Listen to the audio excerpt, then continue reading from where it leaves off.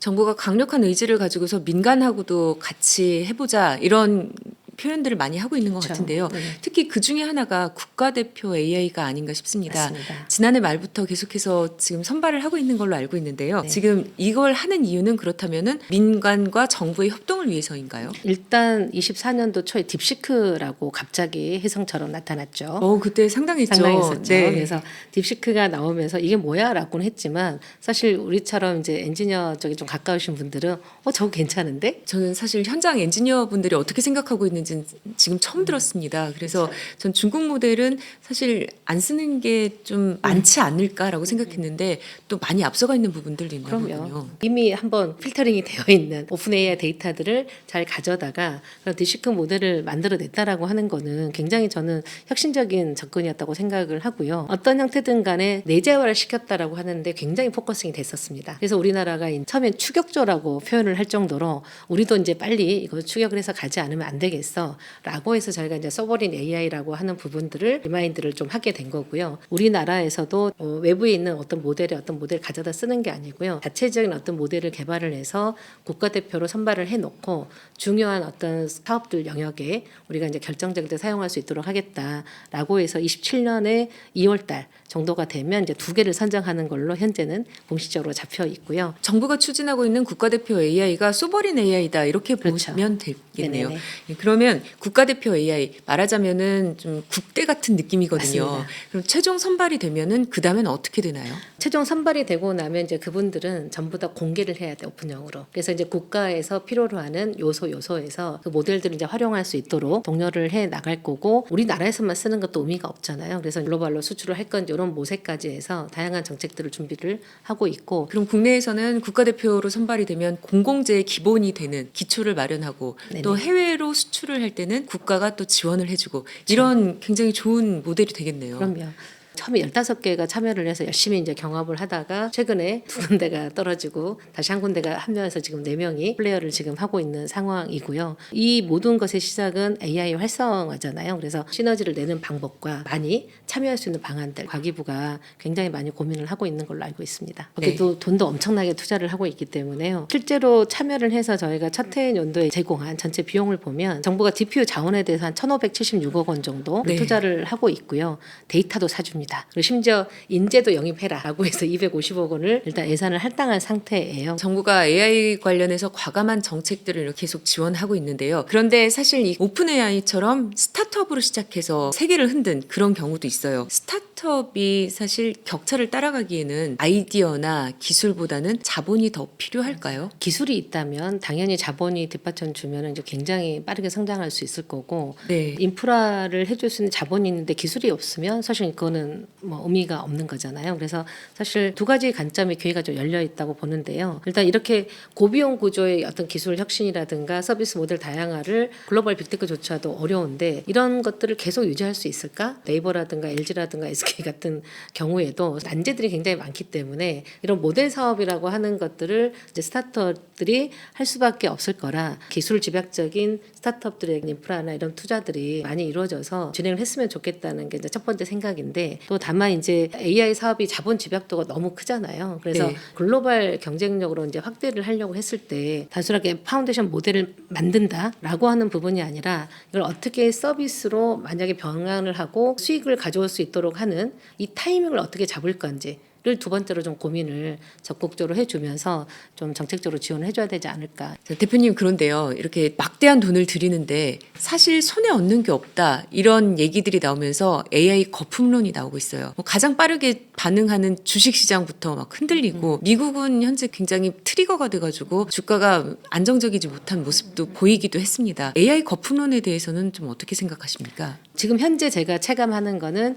아직은 적정 지점에 도달하지 않았다라고 하는 게 이제 제 개인적인 생각이 좀 합해서 의견을 좀 들을 수가 있고 지금 현재는 이제 학습을 하기 위한 인프라 투자가 80% 정도를 차지하고 있어요. 네. 그리고 나머지 20%가 이제 서빙이라 그래서 서비스 영역을 쓰고 있는데 이걸 이제 교차하는 시점이 어느 시점으로 볼 거냐의 차이인 것 같습니다. 근데 지금 이제 밸런스가 8대2 정도기 때문에 이 부분들이 어느 정도 궤도에 오른다 그러면 30대 70 이 정도로 된다면 자원도 굉장히 최적화해서 쓸 수 있는 시기가 도래를 하거든요. 요 관점이 변하는 타이밍, 요게 이제 투자가 적정한 수준으로 내려올 수 있는 타이밍이라고 보고 있기 때문에 이게 이제 우리나라는 투자가 시작된 지가 사실 얼마 안 됐습니다. 이쯤에서 또 고민이 되는 부분이 있어요. 기술이 향해야 되는 방향. 아까 잠깐 말씀하셨지만은 네, 소외계층이 없어야 된다라고 하셨잖아요.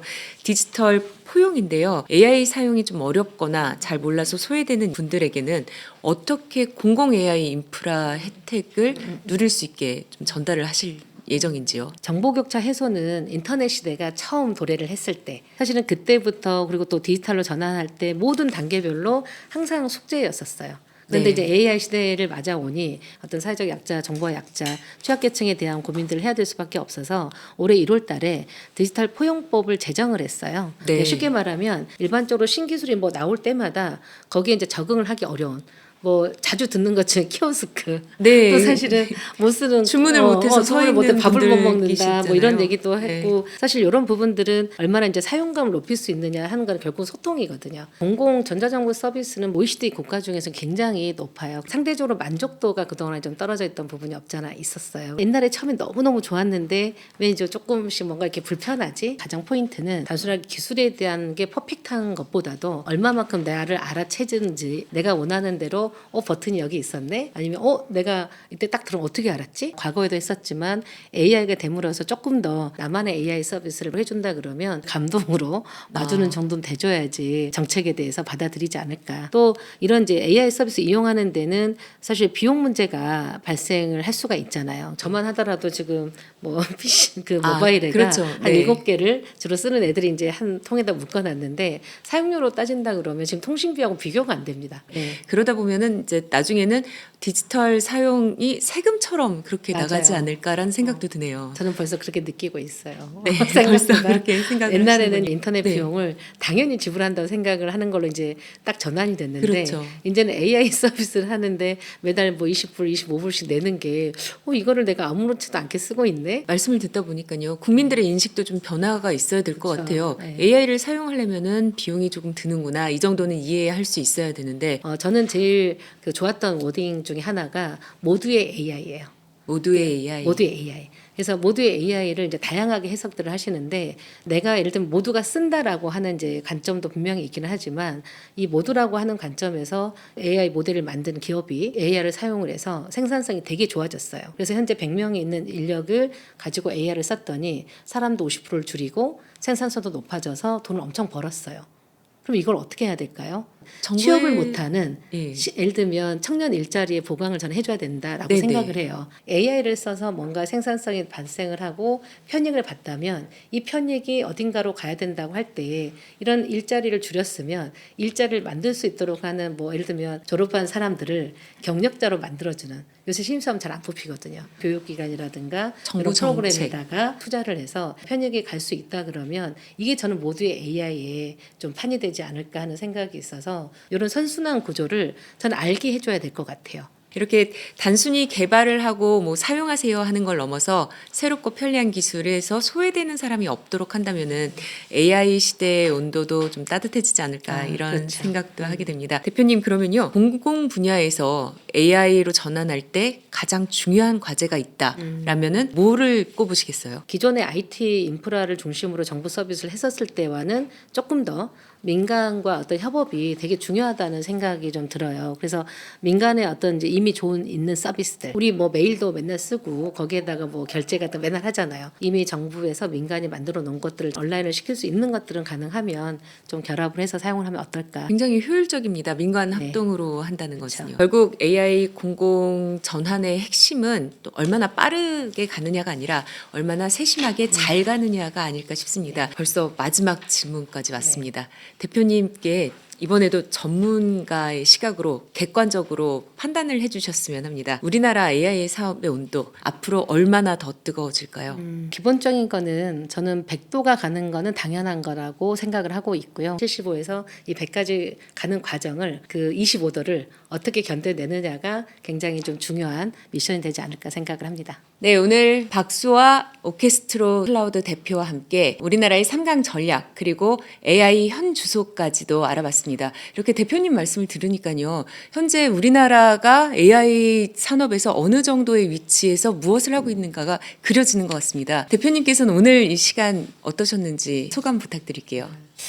사실 이제 시청자분들께서 어떻게 느꼈을지 좀 궁금하긴 한데요. 사실 AI 말을 하면 굉장히 기술적인 요소라고 느껴져가지고 어렵잖아요. 그래서 사실 정부나 뭐 산업 분야에서도 쉽게 이게 바로 AI야라고 하는 것들을 좀 잘 더 전파도 해야 되겠다 이런 생각도 잠깐 들었고, 특히 저는 이제 공공 분야에 있으니까 공공 사업에서도 뭔가 대국민이 느껴질 수 있는 여러 가지 내용들을 조금 더 확대 전파를 해야 되지 않을까 이런 생각이 좀 들었습니다. 현재 우리나라 AI 산업 글로벌 빅테크와는 분명히 격차가 있는 것은 맞습니다.